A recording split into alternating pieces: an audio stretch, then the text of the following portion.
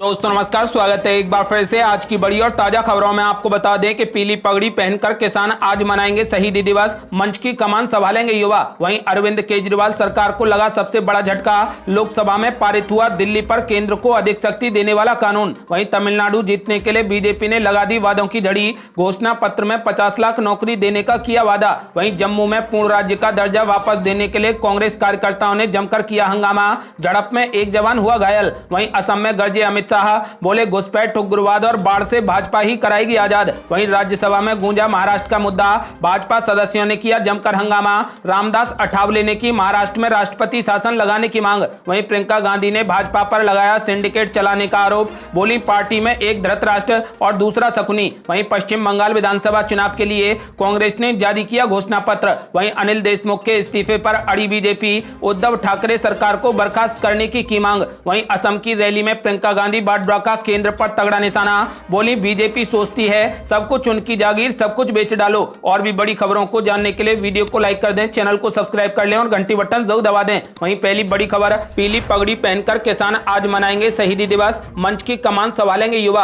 आपको बता दें कि दिल्ली की सीमाओं पर चल रहे किसान आंदोलन में आज देशभक्ति का नजारा देखने को मिलेगा। आंदोलन में जहां अब तक मंच से नारेबाजी और सरकार के खिलाफ भाषण गूंजते थे, तो वहीं आज इन्हीं मंचों से देशभक्ति के तराने सुनाई देंगे। देश भर से आए किसान धरना स्थलों पर आज शहीदी दिवस मनाएंगे। इस दौरान किसान संगठन शहीद आजम भगत सिंह, राजगुरु और सुखदेव के बलिदान को याद करेंगे। आज सभी धरना स्थलों पर युवा ही प्रेस कॉन्फ्रेंस करेंगे और मंच का संचालन भी युवा करेंगे। किसान संगठन के मीडिया प्रभारी धर्मेंद्र मलिक ने कहा कि संयुक्त किसान मोर्चा ने दिल्ली की सीमाओं पर चल रहे किसान आंदोलन में शहीदी दिवस मनाने का निर्णय लिया है। उत्तर प्रदेश, हरियाणा और पंजाब से बड़ी संख्या में युवा गाजीपुर, सिंगू और टीकरी बॉर्डर पर शहीदी दिवस मनाने के लिए पहुंच रहे हैं। आपको बता दें कि भारतीय किसान यूनियन के राष्ट्रीय प्रवक्ता राकेश टिकैत ने कहा कि आजादी के मत वाले सरदार भगत सिंह को उनकी प्यारी पीली पगड़ी पहनकर याद किया जाएगा। इसलिए सभी राज्यों के युवाओं से मंगलवार को पीली पगड़ी पहनकर प्रदर्शन स्थलों पर आने का आह्वान किया गया है। आपको बता दें कि 26 मार्च को किसान संगठनों ने भारत बंद बुलाया है। इस बंद को कई सामाजिक संगठनों का भी समर्थन मिल रहा है। राष्ट्रीय स्तर के संगठनों के बाद अब राज्यवार संगठनों से भी प्रदर्शन मांगा जा रहा है। किसान संगठनों का कहना है कि भारत बंद के लिए सभी के पास जाकर समर्थन मांगा जा रहा है। इसके साथ ही अपील की जा रही है कि बंद शांतिपूर्ण तरीके से होगा। इसमें किसी तरीके से कोई भी माहौल बिगाड़ने का प्रयास करेगा तो उसे किसान खुद ही पुलिस के हवाले कर देंगे। आपको बता दें कि बंद के दौरान दिल्ली के अंदर भी आपातकालीन सेवाओं को छोड़कर सब कुछ बंद रहेगा। किसानों ने 26 मार्च को भारत बंद का ऐलान कर दिया है। यदि आप भी किसानों का खुले दिल से समर्थन करते हैं तो इस वीडियो को लाइक कर अपनी राय हमें कमेंट बॉक्स में जरूर दें। अगली बड़ी खबर, अरविंद केजरीवाल को लगा सबसे बड़ा झटका, लोकसभा में पारित हुआ दिल्ली पर केंद्र को अधिक शक्ति देने वाला बिल। जी आपको बता दें कि ऐसा प्रस्तावित बिल जो केंद्र सरकार को दिल्ली पर अधिक अधिकार देगा, कानून बनने के और करीब पहुंच गया है। राष्ट्रीय राजधानी क्षेत्र दिल्ली सरकार विधेयक 2021 को लोकसभा की भी मंजूरी मिल गई है। इस बिल में शहर की चुनी हुई सरकार की तुलना में लेफ्टिनेंट गवर्नर को अधिक अधिकार देने का प्रावधान है, जो कि केंद्र सरकार का प्रतिनिधित्व करते हैं। राष्ट्रीय राजधानी राज्य क्षेत्र शासन विधेयक 2021 में दिल्ली के उपराज्यपाल यानी एलजी की कुछ भूमिकाओं और अधिकारों को परिभाषित किया गया है। निचले सदन में विधेयक पर हुई चर्चा का जवाब देते हुए गृह राज्य मंत्री जी किशन रेड्डी ने कहा कि संविधान के अनुसार दिल्ली सीमित अधिकारों वाला एक केंद्र शासित राज्य है। सुप्रीम कोर्ट ने भी अपने फैसले में कहा है कि यह केंद्र शासित राज्य है। सभी संशोधन न्यायालय के निर्णय के अनुरूप हैं। उन्होंने कहा कि कुछ स्पष्टताओं के लिए यह विधेयक लाया गया है, जिससे दिल्ली के लोगों को फायदा होगा और पारदर्शिता आएगी। उन्होंने कहा कि इसे राजनीतिक दृष्टिकोण से नहीं लाया गया, बल्कि इसे तकनीकी कारणों से लाया गया है ताकि भ्रम की स्थिति न रहे। आपको बता दें कि इस बिल को अब लोकसभा में भी मंजूरी मिल गई है और जल्द ही इसे कानून बना दिया जाएगा। अगली बड़ी खबर, तमिलनाडु जीतने के लिए बीजेपी ने लगा दी वादों की झड़ी, घोषणा पत्र में 50 लाख नौकरी देने का किया वादा। आपको बता दें कि भारतीय जनता पार्टी ने सोमवार को आगामी तमिलनाडु विधानसभा चुनाव के लिए अपना घोषणा पत्र जारी कर दिया। पार्टी ने 50 लाख नौकरियों और अन्य वादों के बीच राशन की होम डिलीवरी का भी वादा किया है। अन्य वादों में गौ हत्या विरोधी अधिनियम को लागू करना भी शामिल है। भाजपा ने अपने चुनावी घोषणा पत्र में कहा कि गौ मांस के लिए केरल और अन्य राज्यों में गायों की आवाजाही पर प्रतिबंध होगा। केंद्रीय मंत्री नितिन गडकरी ने घोषणा पत्र जारी करने के दौरान कहा कि मुझे पूरा विश्वास है कि तमिलनाडु में एनडीए को पूरा बहुमत मिलेगा, हमारी नई सरकार होगी और तमिलनाडु एक प्रगतिशील राज्य के रूप में विकसित होगा। भाजपा एआईएडीएमके के साथ चुनाव लड़ रही है और सत्ता बरकरार रखने की कोशिश कर रही है। एमके स्टालिन के नेतृत्व वाली डीएमके एआईएडीएमके सरकार को हटाने के लिए जनता से वोट मांग रही है। तमिलनाडु की 234 विधानसभा सीटों के लिए चुनाव 6 अप्रैल को होंगे और मतों की गिनती 2 मई को होगी। अगली बड़ी खबर, जम्मू में पूर्ण राज्य का दर्जा वापस देने के लिए कांग्रेस कार्यकर्ताओं ने जमकर किया हंगामा, झड़प में एक जवान हुआ घायल। ये आपको बता दें कि पेट्रोल, डीजल और रसोई गैस की बढ़ती कीमतों पर लगाम लगाने और जम्मू कश्मीर को पूर्ण राज्य का दर्जा देने की मांग को लेकर कांग्रेस के कार्यकर्ताओं ने भारी विरोध प्रदर्शन किया। अपनी मांग को लेकर कांग्रेस कार्यकर्ताओं ने राजभवन को गिराने की नाकाम कोशिश की। इस दौरान पुलिस और कांग्रेस के कार्यकर्ताओं के बीच जमकर धक्का मुक्की हुई, जिसमें एक जवान घायल हो गया। प्रदर्शन के दौरान कार्यकर्ताओं ने जमकर बवाल काटा और सरकार के विरोध में नारे लगाए। प्रदर्शन के दौरान कांग्रेस कार्यकर्ताओं ने कहा कि केंद्र सरकार बढ़ती हुई महंगाई को काबू करने में विफल रही, इसका असर प्रदेश की जनता पर पड़ रहा है। ये प्रदर्शन प्रदेश कांग्रेस के अध्यक्ष गुलाम अहमद मीर की अगुवाई में हुआ। आपको बता दें कि ईंधन की बढ़ती कीमतों को लेकर कांग्रेस ने कहा ये टैक्स टेररिज्म है। प्रदर्शन के दौरान कार्यकर्ताओं ने राजभवन की ओर जाने की कोशिश की, जिसमें दोनों पक्षों के बीच जमकर धक्का मुक्की देखने को मिली। कांग्रेसी कार्यकर्ताओं को राजभवन तक पहुंचने से रोकने के लिए पुलिस ने पहले से ही बंदोबस्त कर रखे थे। जैसे ही कांग्रेसी कार्यकर्ताओं ने राजभवन का रुख किया, पुलिस ने उन्हें एहतियातन हिरासत में ले लिया। पुलिस के इस रवैये से नाराज कांग्रेसी कार्यकर्ताओं ने पुलिस के खिलाफ भी जमकर नारेबाजी की। हिरासत में लेने के दौरान दोनों पक्षों में जमकर धक्का मुक्की देखने को मिली। पुलिस ने कार्यकर्ताओं को हिरासत में लेकर एहतियातन बस में भरकर वहां से दूर लेकर चले गए। इसमें एक जवान घायल हो गया। अगली बड़ी खबर, ममता दीदी ने बीजेपी को मात देने के लिए खेला बड़ा खेल, नंदीग्राम में किराए पर लिए 2 घर। ये आपको बता दें कि पश्चिम बंगाल में होने वाले विधानसभा चुनाव में सत्तारूढ़ तृणमूल कांग्रेस और भारतीय जनता पार्टी के बीच आमने सामने का मुकाबला है। ममता बनर्जी द्वारा बीजेपी नेताओं को बाहरी बताए जाने के बाद भाजपा ने भी नंदीग्राम में स्थानीय मुद्दा उठाते हुए ममता बनर्जी को बाहरी बताया। इसके बाद ममता बनर्जी ने बड़ा कदम उठाया और भाजपा को मात देने के लिए नंदीग्राम में 2 घर किराए पर ले लिए। शुभेंदु अधिकारी की ओर से बाहरी बताए जाने के बाद ममता बनर्जी ने यह बड़ा कदम उठाया है और खुद के ऊपर से बाहरी का टैग हटाने की कोशिश की है। इसके लिए उन्होंने नंदीग्राम के रेयापाड़ा इलाके में किराए पर 2 घर खरीद लिए हैं। इससे पहले रविवार को एक रैली के दौरान ममता बनर्जी ने कहा था कि वो जल्द ही हल्दी नदी के किनारे अपना एक पक्का घर बनाएंगी ताकि वो समय समय पर आती रहें। तृणमूल कांग्रेस से जुड़े लोगों ने कहा कि ममता बनर्जी को बाहरी बताने की शुभेंदु अधिकारी की कोशिशें बिल्कुल बेकार थी, क्योंकि वो बंगाल की बेटी हैं। ममता बनर्जी की ओर से नंदीग्राम से चुनाव लड़ने की घोषणा के बाद से ही टीएमसी ने वहां पर घर तलाशना शुरू कर दिया था। आपको बता दें कि टीएमसी प्रमुख ममता बनर्जी ने अपनी पारंपरिक सीट भवानीपुर को छोड़कर नंदीग्राम से चुनाव लड़ने का ऐलान किया था, जहां से शुभेंदु अधिकारी मैदान में हैं। आपको बता दें कि नंदीग्राम इस बार सबसे हॉट सीट है और ममता बनर्जी और शुभेंदु अधिकारी के बीच इस बार कड़ा मुकाबला है। आपका क्या मानना है, इस बार पश्चिम बंगाल में किसकी सरकार बनेगी? अपनी राय हमें कमेंट बॉक्स में जरूर दें।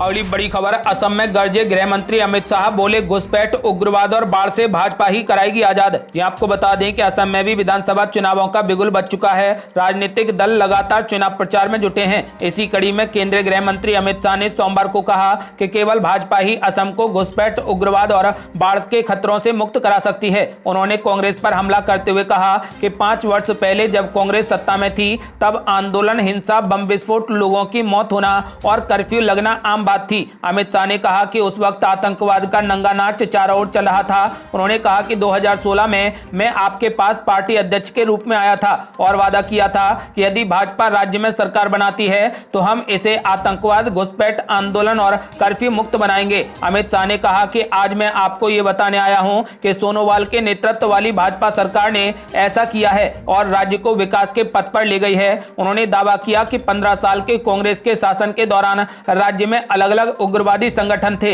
लेकिन आज सभी ने आत्मसमर्पण कर दिया है। इसलिए एक बार फिर से राज्य में बीजेपी सरकार की अपील करता हूं। आपको बता दें कि केंद्रीय गृह मंत्री अमित शाह ने असम के लोगों से बीजेपी को वोट देने की अपील की। अगली बड़ी खबर, राज्यसभा में गूंजा महाराष्ट्र का मुद्दा, भाजपा सदस्यों ने किया तगड़ा हंगामा, रामदास अठावले ने की राष्ट्रपति शासन लगाने की मांग। ये आपको बता दें कि राज्यसभा में सोमवार को सत्ता पक्ष यानी भाजपा नीति राजग के सदस्यों ने महाराष्ट्र के ताजा घटनाक्रम को लेकर तगड़ा हंगामा किया। इसके कारण सदन की कार्यवाही को स्थगित करना पड़ा। सत्ता पक्ष के कई सदस्यों ने शून्यकाल के आखिरी चरण में इस मुद्दे को उठाने का प्रयास किया, लेकिन सभापति एम वेंकैया नायडू ने इसकी अनुमति नहीं दी। इसी दौरान सदन में प्रश्नकाल भी शुरू हो गया और भाजपा सदस्यों ने एक बार फिर से इस मुद्दे को उठाने का प्रयास किया, लेकिन उपसभापति हरिवंश ने इसकी अनुमति नहीं दी, जिसके बाद हंगामे के बीच ही प्रश्नकाल चलाने का प्रयास किया गया और भाजपा नेताओं ने तगड़ा हंगामा किया, जिसके बाद सदन की कार्यवाही को स्थगित करना पड़ा। आपको बता दें कि मुंबई के पूर्व पुलिस प्रमुख परमबीर सिंह ने मुख्यमंत्री उद्धव ठाकरे को पिछले हफ्ते पत्र लिखकर दावा किया था कि महाराष्ट्र के गृह मंत्री अनिल देशमुख ने पुलिस अधिकारियों को 100 करोड़ रुपए की मासिक वसूली करने को कहा है। इस पत्र के बाद राज्य में सियासी तूफान आ गया। इधर चिट्ठी कांड के बाद महाराष्ट्र में आए सियासी भूचाल के बीच अब एनडीए के सहयोगी रामदास अठावले ने बड़ी मांग कर दी है। उन्होंने केंद्रीय गृह मंत्री अमित शाह को पत्र लिखा है और महाराष्ट्र की मौजूदा सियासी स्थिति को देखते हुए वहां राष्ट्रपति शासन लगाने की मांग की है। आरपीआई के अध्यक्ष ने कहा है कि महाराष्ट्र में कायदा कानून पूरे तरीके से डगमगा चुका है, इसलिए उद्धव ठाकरे को इस्तीफा देना चाहिए और वहां पर राष्ट्रपति शासन लगाना चाहिए। अगली बड़ी खबर, प्रियंका गांधी ने भाजपा पर लगाया सिंडिकेट चलाने का आरोप, बोली पार्टी में एक तो है धृतराष्ट्र और दूसरा है शकुनी। ये आपको बता दें कि कांग्रेस नेता प्रियंका गांधी वाड्रा ने एक बार फिर से भाजपा पर तगड़ा हमला बोला है। सोमवार को प्रियंका गांधी ने कहा कि भाजपा माफिया की तरह काम कर रही है और असम में सिंडिकेट चला रही है। कांग्रेस महासचिव ने यहाँ एक चुनावी रैली को संबोधित करते हुए कहा कि राज्य में भगवा पार्टी के 2 गुट हैं, दोनों ने ही लोगों के साथ विश्वासघात किया है। कांग्रेस नेता प्रियंका गांधी वाड्रा ने असम में सत्तारूढ़ भाजपा पर सोमवार को आरोप लगाया कि वो माफिया की तरह काम कर रही है और सिंडिकेट चला रही है। कांग्रेस नेता ने असम के भाजपा नेतृत्व की तुलना महाकाव्य और महाभारत के पात्र धृतराष्ट्र और शकुनी से की है। हालांकि उन्होंने भगवा पार्टी के उस नेता का नाम नहीं लिया। कांग्रेस नेता ने कहा कि असम सरकार में एक शकुनी मामा जैसा नेता है और एक धृतराष्ट्र है। दोनों ने और भाजपा ने असम के लोगों के साथ छल किया है। प्रियंका गांधी ने आरोप लगाया कि कभी जातीय नायक कहलाने वाले धृतराष्ट्र ने 6 जातीय समुदायों के साथ छल किया, जिन्होंने उन्हें अनुसूचित जनजाति समुदाय में शामिल कराने का वादा किया था। उन्होंने आरोप लगाया कि एक अन्य नेता शकुनी मामा है जो एक भ्रष्ट सरकार चला रहे हैं और जिसने सिर्फ लोगों को ठगा है। प्रियंका गांधी ने राज्य एवं केंद्र सरकार में सत्तारूढ़ दल पर अपना हमला जारी रखते हुए दावा किया कि भाजपा ये फैसला नहीं कर पा रही है कि मुख्यमंत्री पद के लिए उसकी ओर से उम्मीदवार कौन होगा। वो अपने ही मुख्यमंत्री का सम्मान नहीं कर पा रही है और नाम नहीं बता पा रही है। यदि पार्टी में कोई स्थिरता या फिर एकजुटता नहीं है तो फिर वो असम में स्थिरता कैसे ला पाएगी और लोगों को स्थिर सरकार वो कैसे दे पाएगी। आपको बता दें कि प्रियंका गांधी ने असम के लोगों से कांग्रेस को वोट देने की अपील की है।